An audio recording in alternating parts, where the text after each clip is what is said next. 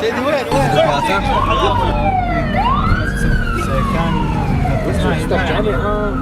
هاي جامعة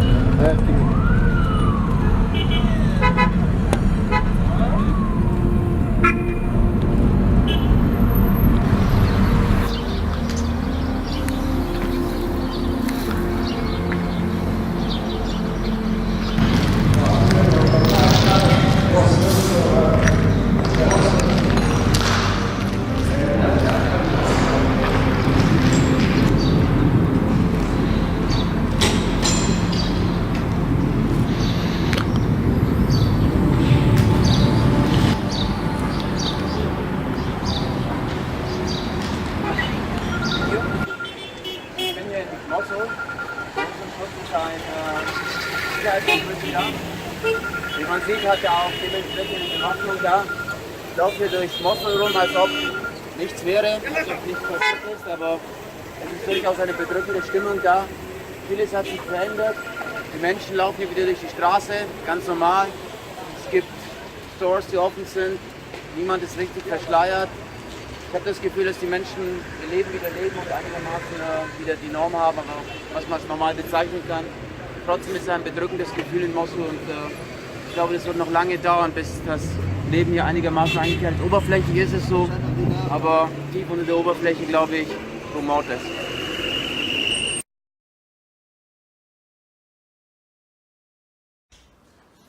Yeah, sure. The problem is that the lack of the funds from government side and lack of care from the government side, that they couldn't, I can say, rehabilitate their homes. That's one. These are government commitments, because government was to and is to protect their people, and they couldn't protect the people. And ISIS burned their houses, ISIS looted their houses, and then there is no job opportunity there. There is no life opportunity there, and still people are not that confident. And that's why when you ask him, shall you go? He said, at my home is still not ready. It's burned, it's destroyed, it's looted, and they have no job opportunity. But here, although their home is only 3 by 9 meter, it is 27 square meter, but still he is confident for security, job opportunity, and he don't pay any rent. And I can say we succeed to have some small compound of 150 families, but people are almost free and confident that their kids go to school and their sons go to work in Baghdad, and we are taking care of them all the time since beginning, since ISIS. I can say we were displaced by ISIS in 2014. So first time when they came to Erbil, I'm sorry to say that they were very bad used by media, by people there. On the gardens, no any home, no any refugee camp, and government very, very, I can say, weak, because no funds, no any allocations for that. So I succeed to have one plane for free from the government, 45 families. I brought them here in this camp, my compound, and we just give them the, I can say, all the halls and the rooms of the student union, of the women union, and the media. All we succeed to have those 45 families in our compound here, taking care of them three meals a day. And then I put pressure on the Prime Minister office, and then Governor of Baghdad, and then Immigration Ministry. We succeed to build these 150 caravans. And why 150? Because there were 147 families in the church, living in the church. And there were no more chance for the church to have services, holy services in the church. Why? Because each church, there were 10 families, 5 families, 15 families, and the data say that 147 families in the church. So we brought them here, and then it was, I can say, beginning of people to be confident to come back there. From 45 families first time we brought, they became 100, and they became 300, and they became 1,000, they became 1,500 families, because just to come to Baghdad to have their, again, the documents and papers as Iraqi citizenship or passport or other papers. So we support those families who lost everything in Mosul and in Nineveh Plain. We support them to come to Baghdad and then to have the papers again. That they can move, they can travel, they can go free with the papers because everything was looted. And this is over 2 years and a half they are in our compound here. Yet, when we talk to these people and to other people, they still believe. Yeah, well, again, I would say... The question is, for them, it's only a stop on the way to Europe or the United States. So the final destination is to go abroad. That's right.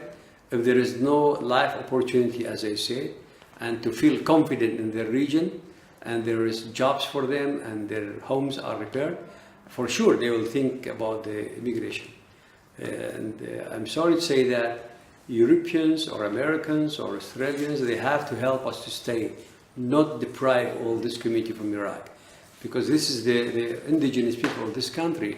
And the losing of this component of the Iraqi society is a big danger against diversity, against, I can say, reconciliation and partnership in this homeland.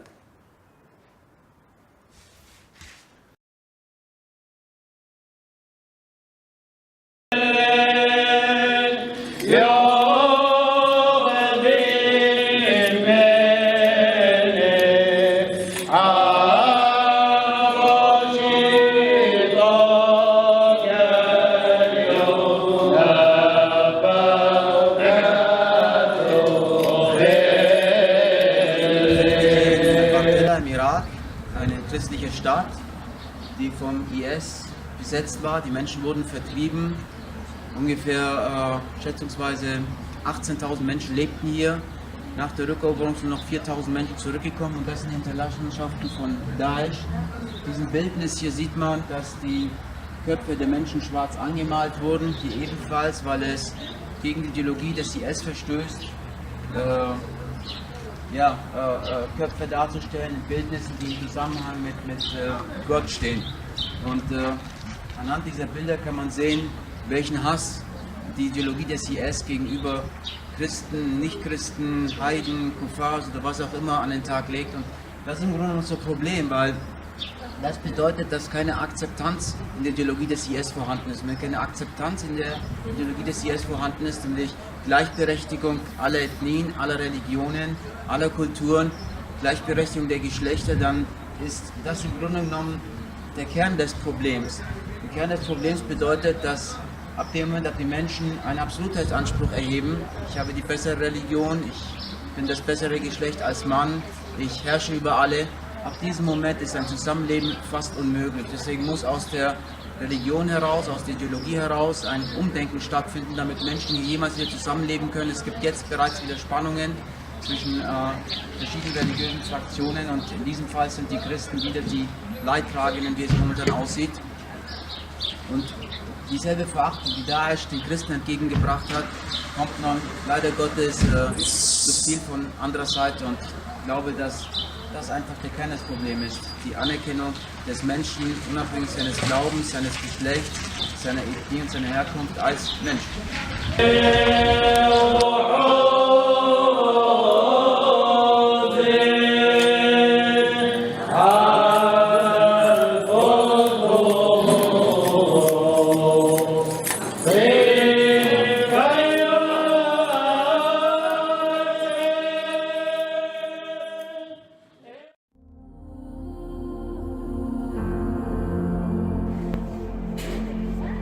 Ich habe eine Versprechlichkeit zu zünden.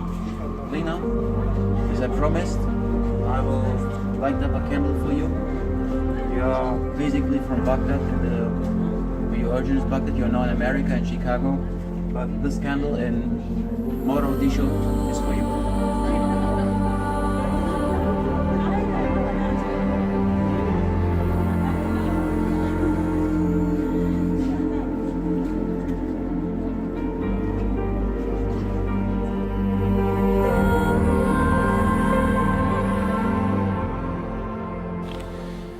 Sayyidina, one question. A lot of Christians are just on the way to Europe, America, Australia. As we can see, we have a huge exodus on the Christianity in Iraq. So, what is the solution to stop that kind of exodus? So the solution is very complicated, I think. There's no magical solution for the situation. Families are leaving Iraq because they are not feeling secure enough, and especially what happened with ISIS and their villages and homes, they was ruined by ISIS, and after that the military actually, to return the ground, destroyed many villages too. So I think that having secured area for the Christians, not only Christians, for minorities, very important today. The government has failed to give that security to them, even if they have spoken about that, or they are giving some promises, but I think they have failed in giving security to the minorities. So in the beginning, the security is very important. The international or the other countries, or they are obligated to push the government to give real hope for the families, real security for them. This is the first issue. The second issue, that today we have become more minority as we were. We were 1.5 million. Now we are maybe less than 500 as Christians, maybe in Iraq. So we are feeling very weak, and we need to understand. Iraqis have to understand that today democracy is giving the right to the minority in the beginning and then to the majority. In Iraq it's different. They give to the majority the rights, and the minorities maybe they will give to them their rights. So security and feeling that we are citizens in Iraq, first class, not second class or third class, as we were in the region of Saddam days. Can you define the meaning of second-class citizen? Today, when you want to take your right, it's your right. There are many complicated issues. The tribes, the law of tribes today in Iraq is very hard, it's very strong. We don't have tribes, so when you need to take your right through the court or the police station or others, you are unable to do that. You need a tribe to stand with you against any threat that you are having.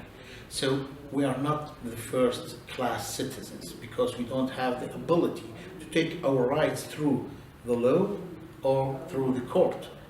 We have to do it through tribes, and it's out of our ability.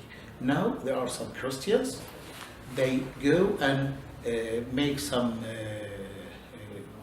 combinations with the tribes, Muslim tribes, so they can take a protection from them against any threats. We don't see this in any other country, only in Iraq. If you want to live, you have to have a friend from another tribe, and you have to become with him through a legal paper that you are with this tribe in everything, in their problems and in your problem. So that means the country is ruled by tribes and not by politicians? The tribes have a very big authority in the street. They are, I think, more than the politicians. The politicians are controlling other issues, especially the money issues, where it's going and from where it's coming. But the tribes are very strong today in the street. When you are as a normal person, as a normal citizen, we don't speak about politicians. We speak about the tribes and how are they very strong in the street. They are ruling everything in the street. And sorry, when you say politicians, we have to define. There are politicians, there are parties, strong parties, and there are tribes. These two are ruling today the street more than the politicians individually. So do you see the future in a federal system or in the centralized system in Iraq? It depends on the mentality of the whole Iraqi order. It's not about federal or central. To me, it's the same. We have to change the mentality. Nothing changed. Now, let's take the example of Kurdistan.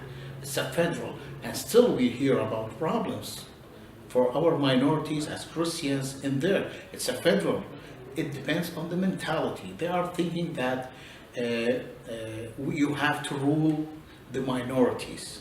You don't have to give them their freedom in living equally with others. I don't know why. This is their thinking. This is their mentality. So we fix the mentality after that.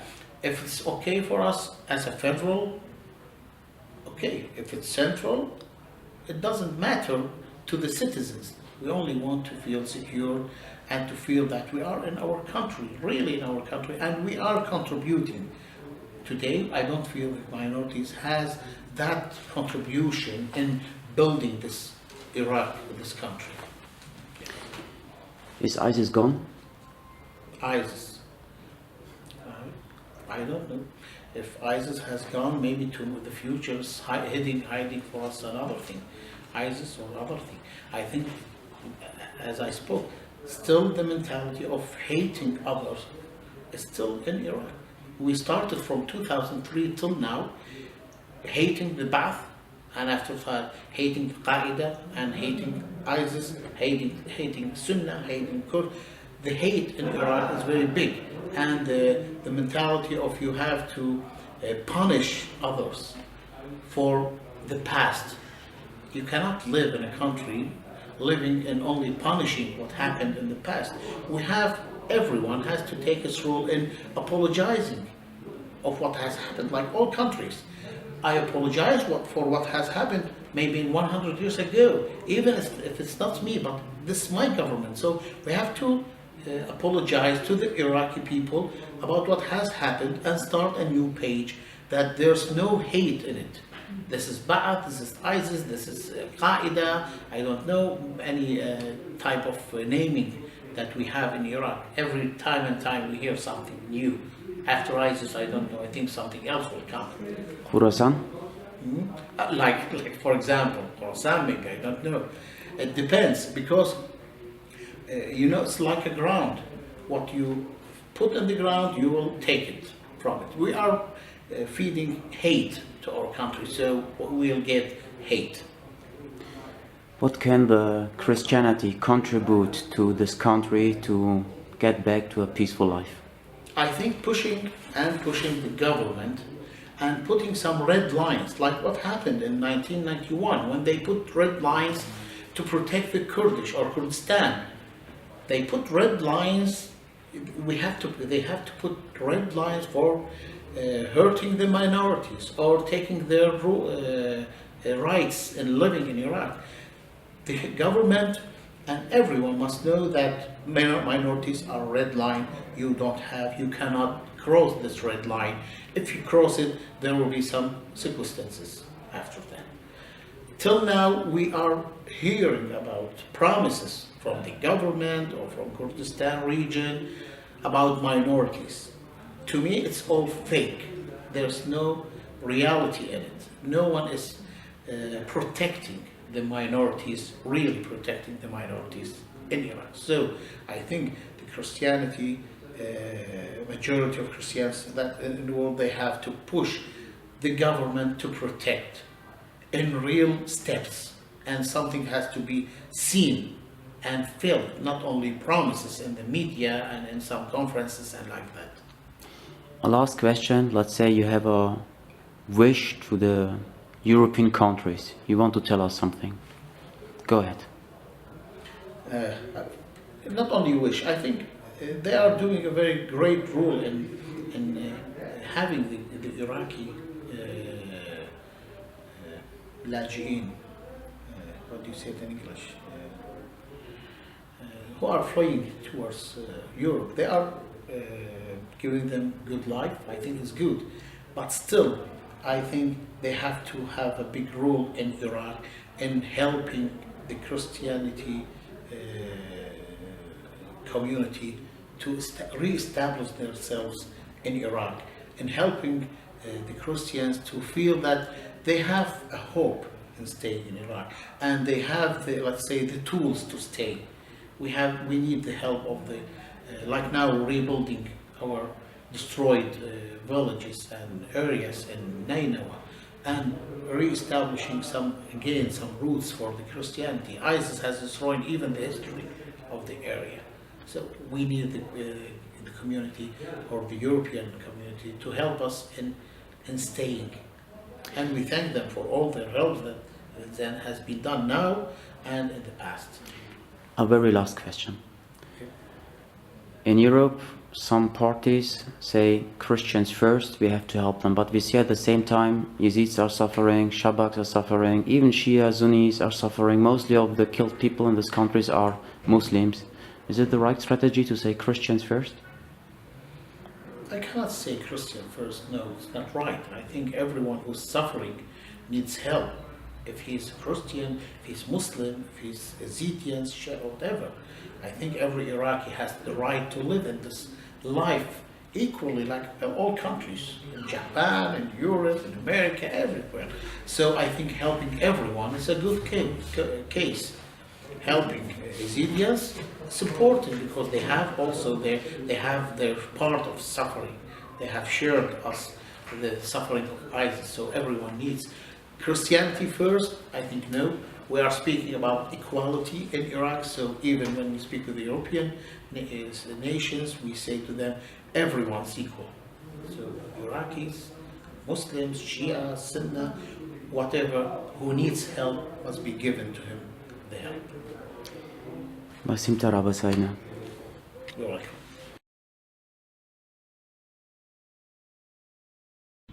Okay, wir sind in Karakosch, das ist der 3.3.2018. Das ist die größte christliche Stadt im Irak. 50.000, 60.000 Einwohner vor dem IS. Nachdem der IS da war, sind viele hier geflohen und jetzt sind ungefähr schätzungsweise 25.000 bis 30.000 Menschen zurückgekehrt. Da hinten ist das Gefängnis. Im Gefängnis sitzen IS-Kämpfer. Die Ordnung ist einigermaßen wiederhergestellt. In dem Haus hier wurde vorher vom IS besetzt und der IS hat vom Dach aus Granaten abgeworfen. Und ja, das Makabre daran ist, in dem Haus hier übernachte ich heute, auch morgen. Ja, so kommt man dem IS auch näher, in einer gewissen Art und Weise und irgendwie auch ironisch, aber das ist die Realität hier im Nahen Osten und im Irak. Fronten ohne Ende, Grenzen verschieben sich andauernd. Wer heute Feind ist, ist morgen Freund, übermorgen ist wieder ein Feind. Und das Makabre daran ist, ich übernachte heute in einem Haus, in dem vorher der IS die ganze Zeit gewütet hat. Das ist die Realität.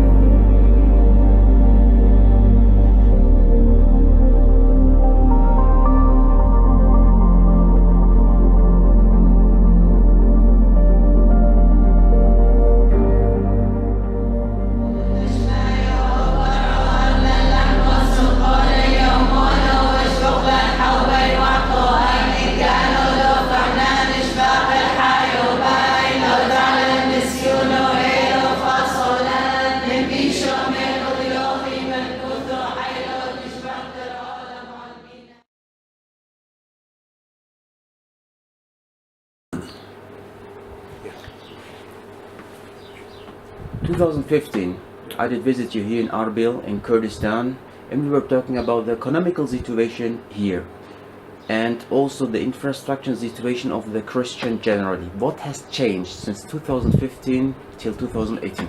Yeah, you know, now because the IDPs are returning back to their villages and cities in Nineveh Plain, now Ankawa is like the IDPs, and they are somehow the numbers of peoples are less than 2015, and the economical crisis grew up after especially the referendum. We call the after referendum, everything is changed here in Kurdistan region, especially in Erbil, and there is an economical crisis. People, they didn't get salaries, and it's a very hard situation, difficult situation for the businessmen, especially for investors. Erbil lose many investors, many experts, many projects. Many projects are delayed, many projects are pending, many projects, they close it. So this economical crisis affect on our people and also in the whole people of the region in Erbil. But the situation may be changed towards the Nineveh plain. Still people are struggling, but there is a hope that everything, if the KRG and central government do an agreement, people, they have hope to everything change it. Now people are, especially the economic, they are facing very hard period for the business in Erbil and in whole KRG zone, let's say Kurdistan region. Let's get back to the referendum we had seen. Is it true that there was some pressure even on Kurds to vote with yes? Yeah, the pressure was in whole peoples and in the simple peoples of Kurds and the minorities, Christian, Yazidis, and etc. So there was a pressure for the Kurds themselves to go and to vote for yes. This pressure was by the security system here in Kurdistan are powered and controlled by the two parties, KDP and the PUK in Suleymania. So it's not a national, let's say, independent organization. It is a party organization. So what party is ordering is implementing by Kurdish security, or they call it Asaish. So the Asaish, they did pressure on people to go and vote for yes, for sure, and that's right. And from other side, they do pressure for those people are employee in the High Commission of Election and Referendum to do another result that it is not real result. As we know, there was some result that announced by the High Commission. It's not the same of the result that announced by the opposition movements and the opposition organizations that they were controlling or monitoring the situation of the process of the referendum. So in May we will see new elections in Iraq. What is the hope of a young movement, a young generation in Iraq on this new election 2015? Believe me, the young generation of whole Iraq and also in KRG and also for our people as Chaldean, Syrian people, that they need to change the faces, the same faces that still they couldn't do anything. Imagine that someone is in the power still and he is not doing anything, and they have this mentality and they cannot change the mentality and they are in a dogma way, so they cannot do anything for the new generation. The new generation will not take care about some issue like the old generation that they seen that it is very important. For instance, for the old generation whose was an opposition for the Saddam Hussein and was in the mountain and was maybe some in Iranian and blah, and was in an army opposition against Saddam Hussein, it was a holy. But for the new generation, this not make sense. People needs business, people needs a good economy, people needs a good education, people need now a good health care. This issue, they should, a new generation, focus on it. That the old generation, political generation, cannot even pay some of their times for it. So that's why it is two gap. There is a gap between the old political generation and the new political generation. So this is very important between this. If we combine between these two generations, will be very good. But I think the old generation, political generation, always they didn't give opportunity for the new political generation. And this is a very challenge for the new generation to do it and enter inside the political, let us say, field. Yeah. We have seen that the Nineveh plain is now divided by different fractions. So especially for the remain Christians or who want to go back, they face a lot of difficulties. Not just with the different fractions, also with the Shabak, or who are a member of the so new cult of this militia of this fraction Hashish. Have you heard about any kind of problems, and what do you think about the future of the Nineveh plain, especially on the situation? Let's be frankly for you. First of all, the big challenge now for our people to returning back is unifying the Nineveh plain. This is very important. Now Nineveh plain is split between the Iraqi government, and which is Nineveh plain should be a part of Iraqi government, and between a part of it which is north of Nineveh plain that it's taken by the Kurdish Peshmerga. And it is a very problem, you know, a big problem for our people. Look, we have we have two villages which is very near or close to each other, which is Batnaya and I don't know, Tiskopa, or so these are very close to each other. They cannot now moving between these two villages because this village are under control of Peshmerga, and that is under control of Iraqi army.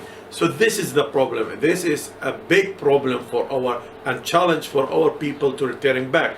That's why it's very important to unify Nineveh plain, and to this Nineveh plain to be under control of our people as Chaldean Syriac, Assyrian people, and those people are directly connected to the central government, because we don't need to be part of the part, and this part they have many problems, and you know the Kurdish authority, they have many problems, economic problems, and they have political crisis, and we don't need to be all these huge problems to bring to ourselves. So that's why we have this remaining of Nineveh plain should be also under control of our people, and by supervision of the let's say Iraqi government.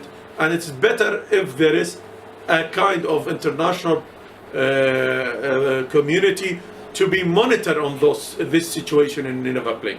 This will be a key solution for our issue in Nineveh plain. From other side, there is some issue. The first time who's right about this in the media was the Oannes media, because I'm charging the Oannes media as ADM media. So we focused on this issue because there was 2-3 types of the cases that there was some people of Al-Hajj al-Sha'bi's member, popular mobilization, which is a Shabak, we call it, that they do some treatment towards our people, and especially for the youth people, for the girls, Christian girls in Bartella. So we have 2-3 cases that they did, and all these cases are in a court, and people are following up this court, and we hope that this can go in a process in a good way. So this is the important. Yeah, there is some pressure from those people, and the other challenge for our people in this area, that there is this area, it is combined, like Bartella. Let us say Bartella, if we being transparent, Bartella is combined by consisted of Syriac people, and we have also the Shabak. So around Bartella there is Shabak, but what we have now, there is some projects, and really some resident projects done by or did by some shabak, okay, is supported by some companies, big companies, that headquarters of those companies are in Erbil, okay, and these companies are doing a compound for the shabak, and this, we are afraid, if this kind of the compounds will make a demographical change inside Bartullah. That's why we are focusing to do this kind of the projects, not inside Bartullah, which is a Syriac city, but outside in the Khazna and Khazna Tappa and etc., which is villages of Shabak. We are not against the Shabak that to have the projects. Of course, we and Shabak are, let's say, coexistence in this area, and we believe in a coexistence, but we don't need some of the Shabak's organization, which is linked to the Iranian organization and supported radically and religiously, supported for those organization to do, let's say, religious schools and some, religious issues that they make some nervous for the simple people. So this is the problems that we should focus on it, and we should support our people. That's why the international community should support also the Christians and the Yazidis also, those they don't have any support. If we take Shabaks, they have support from the Iranian organization, and they have, they believe that this is al-aqidah and religious. We should support it by international community. We don't have anybody, any other people that to support us. That's why they should support us to make booming in this area by do projects, economic projects, and do macro projects for the youth inside the Nineveh plain, because our youth, they are unemployed in Nineveh plain and they need projects, and we should empower them in macro projects. And at that time we should also do hospitals, healthy sectors, and also education sectors. This is what we need. Last question. Yeah. Based on the constitution 2014 in Iraq, Yeah. the Nineveh plain has the right for self-autonomy. Self-autonomy? Autonomy. Inside the constitution? Correct. 2014 in January 21st, we as IDM submit a project in the Council of Ministry at that period to do a we call it governorate. In an Iraqi constitution, each governorate, we have 18 governorate. Each governorate, they have local council. So it's like autonomy inside the Iraq. So Iraqi is not centralism, totally centralism.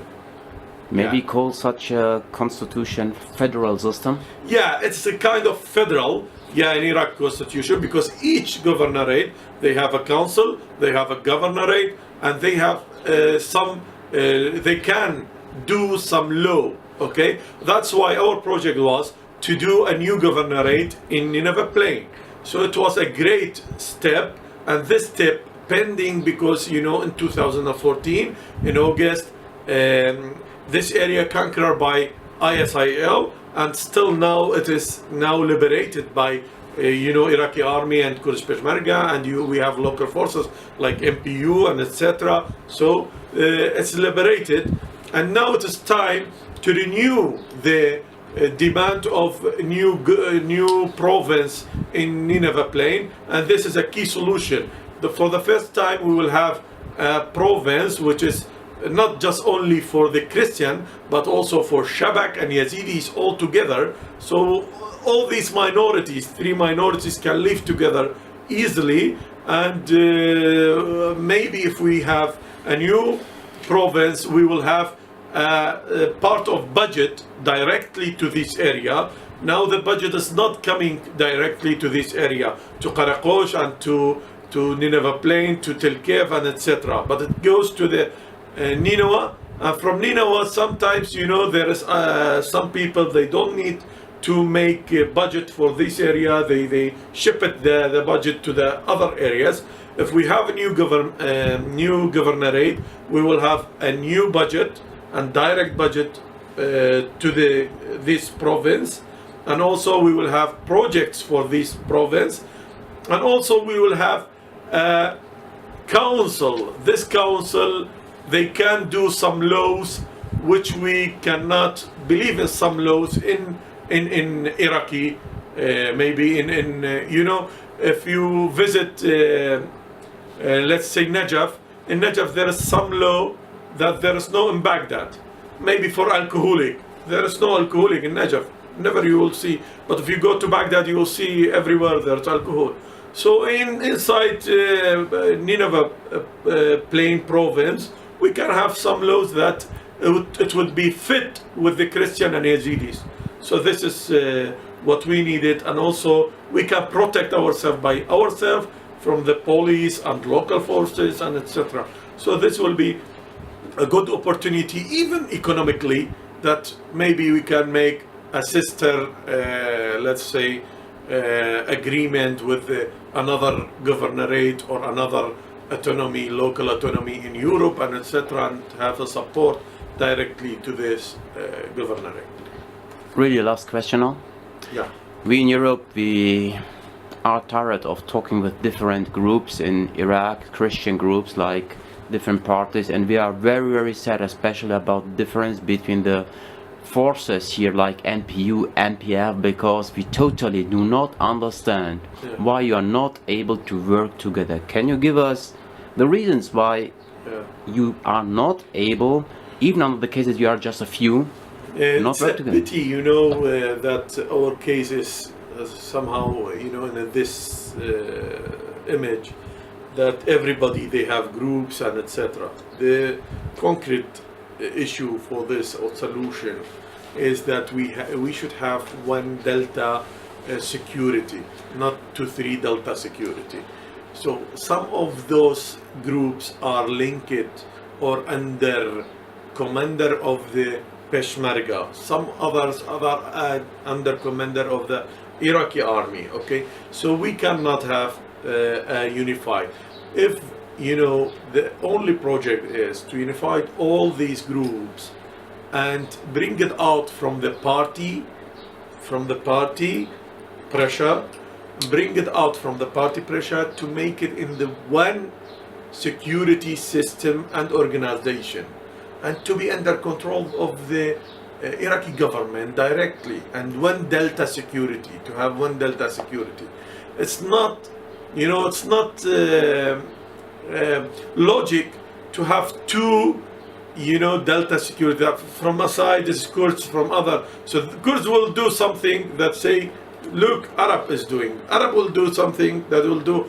Iraqi will do something, will say Kurds is doing. Okay, so that's why the first issue is the Iraqi government should accept that to do one organization for this, and this will happen if we have a new government or governorate, I'm sorry, the province. This province can have a local forces. So this will be a local forces for the province, the new province. At that time, all these groups will merge in one system, and this will be in supervisor of the Iraqi army or the Iraqi interior ministry, maybe. So this is the solution. And of course, it will be under commander, and the commander will be Christians or Assyrian, let's say, people, or from Yazidis and etc. all together. So we don't have this problem, but now everything in Iraq is going like this. You know, we have different groups of the Al-Hajj al-Sha'bi militias.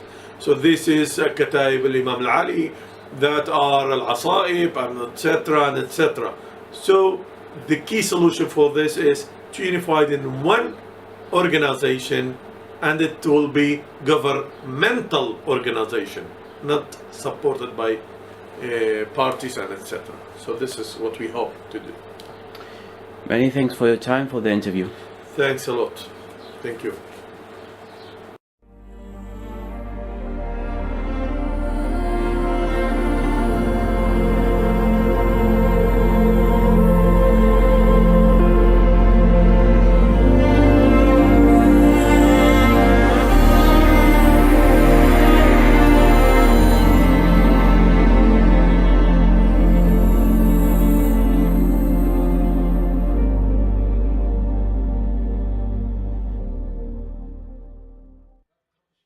So, you have been living in Mosul for a long time. You were born 1955.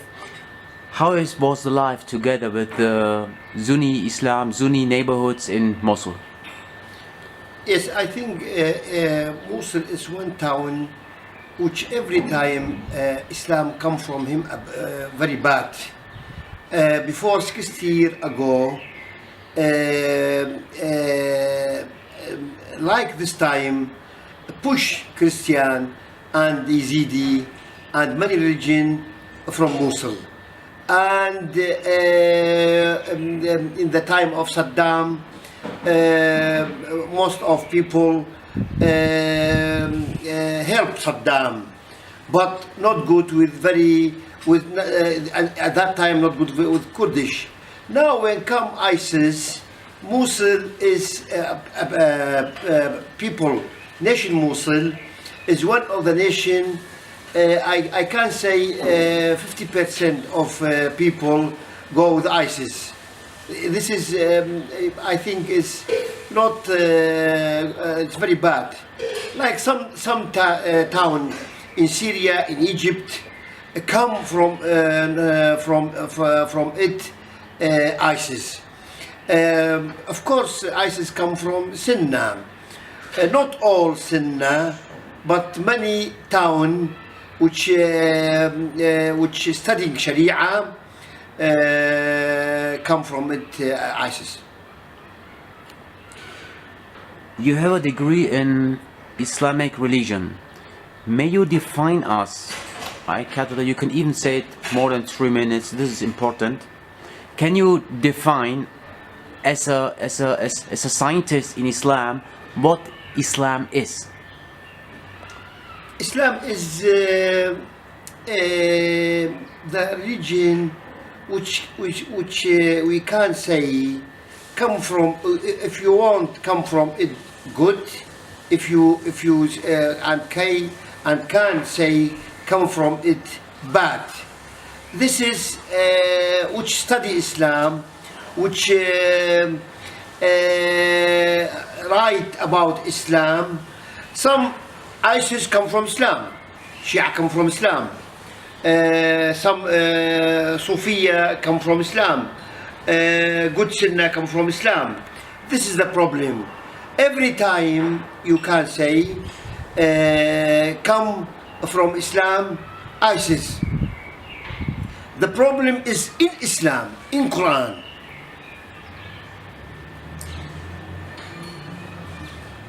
What is the problem in Quran? Can you define it clearly? Yes, Quran is a book.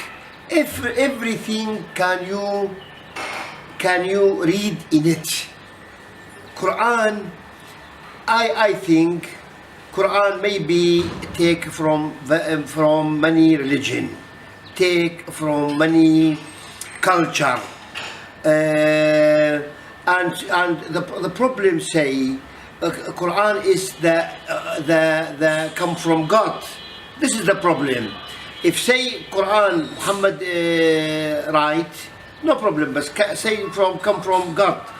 This Quran, everything in it, not like the another books, another religion books like Holy Bible. Holy Bible is one way.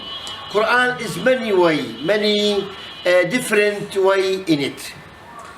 So, meaning of it comes from God. What means that exactly? That I cannot change it, that I cannot reform it, that I cannot have a flexibility?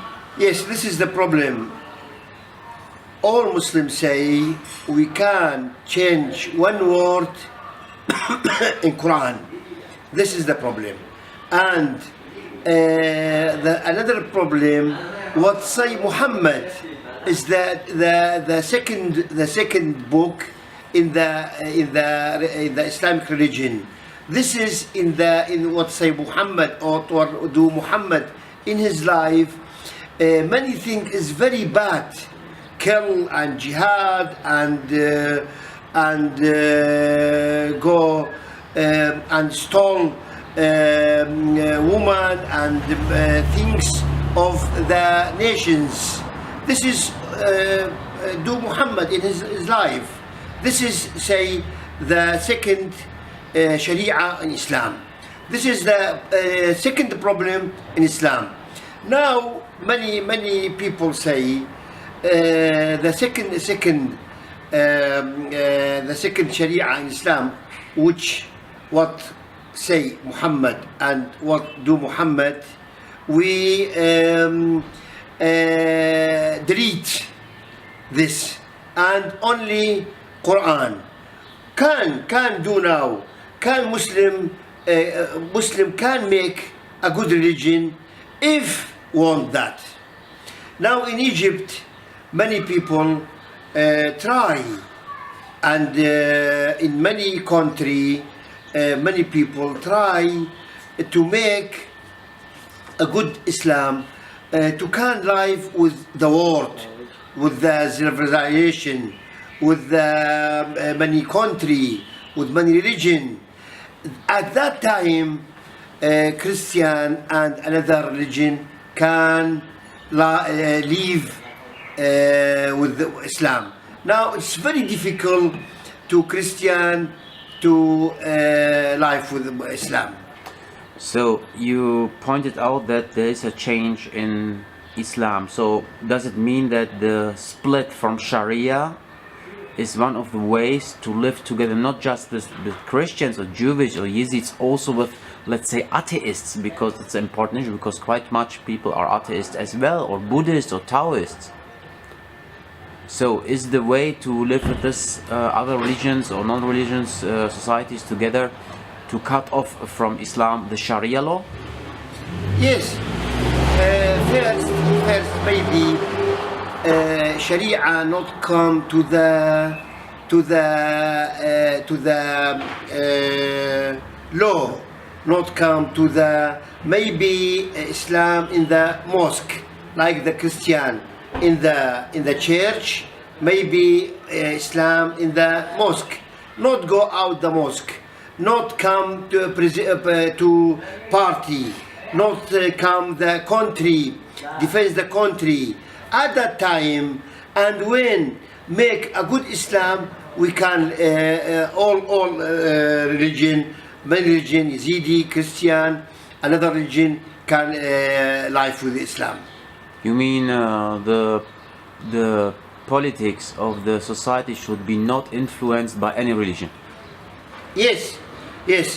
Now I think not good future to Christian in the with Islam.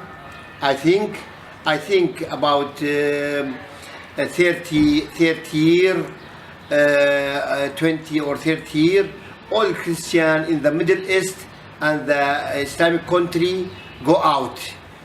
If West country, America and Europe help this religion to stay here, maybe stay. If not help, I think no Christian in this country, like in Turkish. In Turkish about 1 century ago, 30% is Christian. Now in Turkey 1%, have 1% Christian. This come to the many country, Iraq and Syria, then Lebanon, then Egypt. Only I say, if the world, if the America, USA, or European country help Christian to stay, can stay. If not help, no stay. But shouldn't come the solution from inside of the Muslim society itself? I mean, it is not better if the Muslims in the country change their mind about other religions? Is it not needed? In the future, I think no change this. Islam need many years to change his idea to respect another religion. Now in the near future, to stay Christian, we need many help. One of this help, maybe we have country, or maybe help the Christian in the town which Daesh in it, ISIS in it, and this thing I thought. But again, this will not help if the society in Muslim countries do not accept other religions and ethnic groups and even women and atheists on an equal level as the same. Yes, you see, government and some Muslims say we accept Christian, we accept many religion. This is only for it's not true. Only say in the media, but the true still Christian is not good. So, if minorities like Christians get accepted as the full equal rights, for example, similar to Muslims, does it has an effect to Yazidis, to others, to Shintoists, Taoists, Buddhists, and even atheists too? Yes, maybe if we have many things, we can Yazidi and the Christian life in this country. And atheists? Maybe government do anything from this to this. Thank you very much. Thank you very much.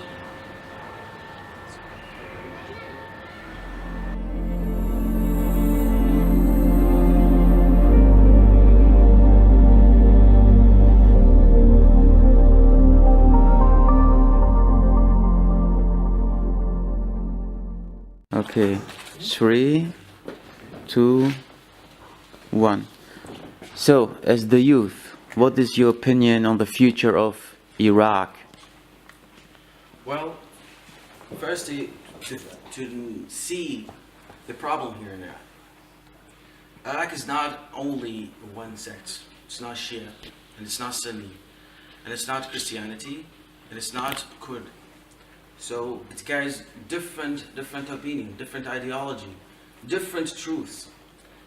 And to limit these truths in one law, or to carry that, me as a Shia now, to see that I'm the one and I'm the right one, in a country that carries different opinion, there's something wrong.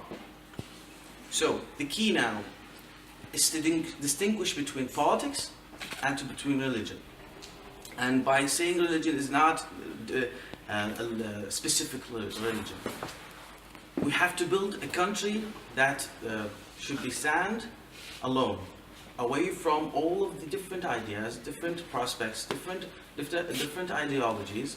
Stands that the one that we should respect first is law, and the other things is for the human, for the Iraqi people. So if I'm Shia, I have to respect the Sunni, and all of them is gathered into one law that respects all of different ideas and different ideologies. So to build a country away from religion is the key for me and for different people here that represents different teams here in Najaf I think that is the key to solve the problems now. If you would have a message for the youth of Europe because they are afraid of Daesh and extremists in Iraq, what would you tell them? We're not different from you. So for me, my name is Ali, and for them, our dreams is the same as you, but the difference is that we are different at different places. We have some circumstances that they didn't happen for you. So for me, I'm just like you, dreaming about living in a country where me and my children, have a brighter future. And now what I'm doing is not for me only, it's for Iraq and for my children also.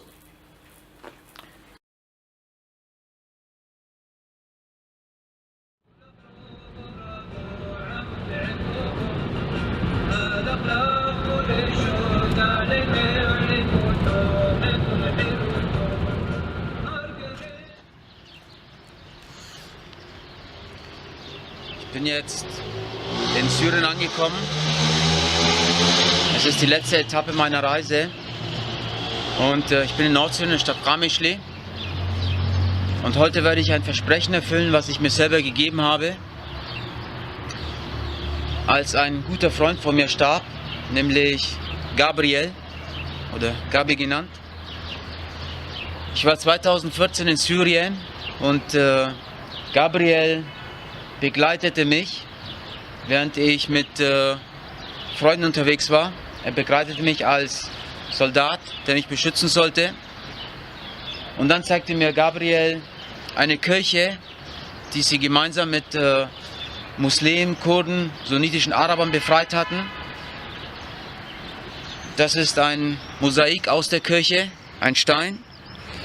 Und Gabriel zeigte mir auch eine Moschee, eine Sufi-Moschee, die sie auch aus den Händen des IS befreit hatten. Das war 2014. Und als ich an der Moschee war, fragte ich Gabriel, warum hast du als Christ die Moschee befreit? Daraufhin hat er zu mir gesagt, wenn wir nicht fähig sind als Menschen, egal an was wir glauben, egal welche Herkunft wir haben, egal welche Ethnie wir angehören, wenn wir nicht lernen, uns zu respektieren, zu wertschätzen, uns gegenseitig anzuerkennen, dann ist alles, was wir tun, umsonst.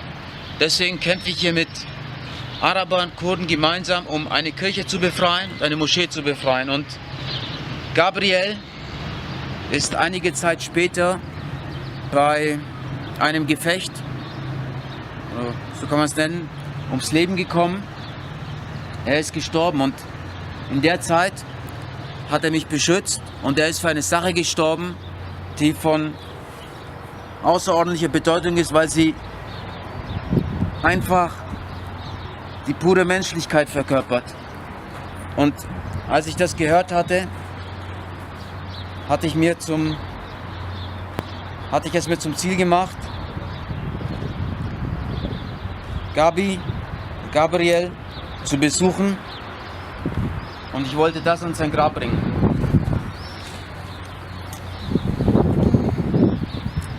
Ihm zu ehren, weil er es mehrfach verdient hat und weil er es verdient hat, dass seine Geschichte gehört wird und das, wofür er gekämpft hat, für die Menschlichkeit, für alle Menschen.